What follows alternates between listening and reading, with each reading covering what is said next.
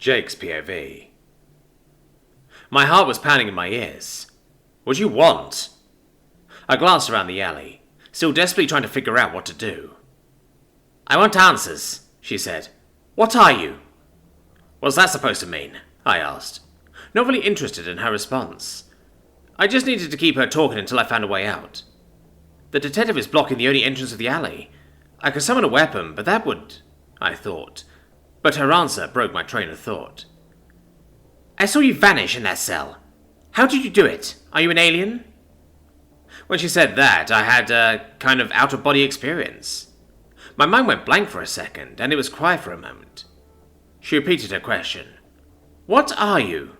I'm not an alien, I stuttered.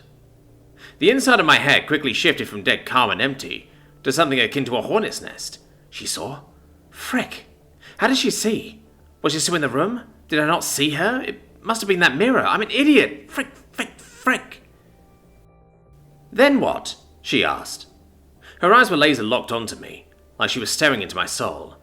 I'm just a guy, a human. Humans can't teleport, or turn invisible, or whatever. I don't... I was lost for words, but the hornet's nest was still going. Do I explain to her the truth? What do I do? What will she do if she finds out? She's part of the government. I can't tell her, can I? Say something, she snapped. I don't know what to say.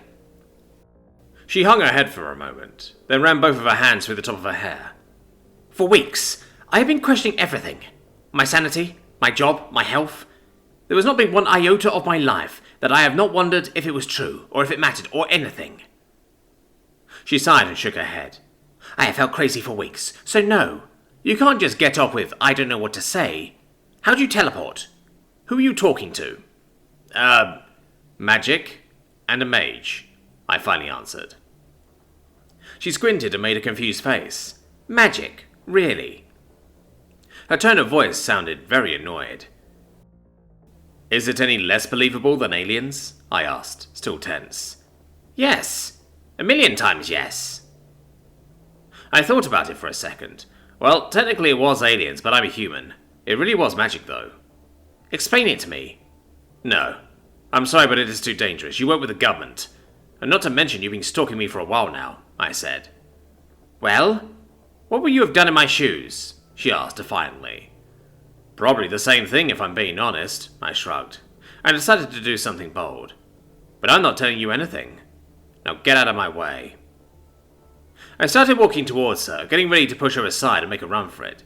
But instead she punched me in the face. Before I could hit her back, she had already tackled me to the ground. Assaulting an officer? Fleeing arrest? Resisting arrest? I'll figure out how you did it one way or the other, she said, and tried to handcuff me. It didn't work, though. She was only 2/3 my body weight, maybe 77 kilos, and that was assuming she was soaking wet. I was 100 kilos of muscle, which I used to throw her off of me like a wet rag. She was sneaky, though. She whipped out a stun gun and jammed it into my side. Instinctively, I summoned Aegis and whacked her with it in the head, hard too. She hit the pavement like a sack of bricks in a river, and I took off running. I didn't even bother sending away Aegis first. I just ran with it still on my arm. I ran all the way to Robert's office and locked the door behind me. As soon as I entered the building, I unsummoned Aegis and went straight to my office and told him what happened. He called the police, who arrived 10 minutes later, and took my statement. Of course, I was worried about getting arrested, but that didn't happen, probably because Robert did most of the talking. By the end, it was really Robert giving my statement, and me sitting quietly listening to him threatening to sue the entire department for such a blatant misuse of something. Admittedly, I stopped listening after 20 or so minutes, and started thinking about what I was going to do. That detective saw me go to Suma's world. She saw me summon Aegis, and she knows I was talking to someone. This is going to be a headache, I thought. After the police finished questioning me, Robert and I talked about our next move, and then the police escorted me back to my car. I drove home, and immediately called my mum again, but she didn't pick up. I tested her to call me when she was free, and sat on my bed, totally exhausted. I fell asleep pretty quickly, but didn't dream. Instead, I was floating in that familiar black void again. Oh, great. I'm too tired for this. Jake Vandal, the crazy voice said. Zachariah? No! He shouted. Well, he always shouts when the crazy voice is out, but this time it was a lot louder. Even in this endless voyage, there was an echo. I've seen your memories. I know you are. You locked the memories away. You did not see them. You do not know anything, but I know. They were hurting me. Wait, what do you mean lock them away? I know, Zachariah repeated. Hold on. What did you mean? I haven't locked anything away. They just stopped. I know how to escape. Escape? I asked, realizing he wasn't going to answer my question.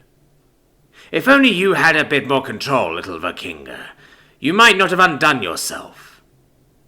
With that, Zachariah began to laugh, and I felt some kind of pressure in my head. It was so intense. I think I blacked out, but before I did, I heard something. I summon you, Sentinel. Right on time.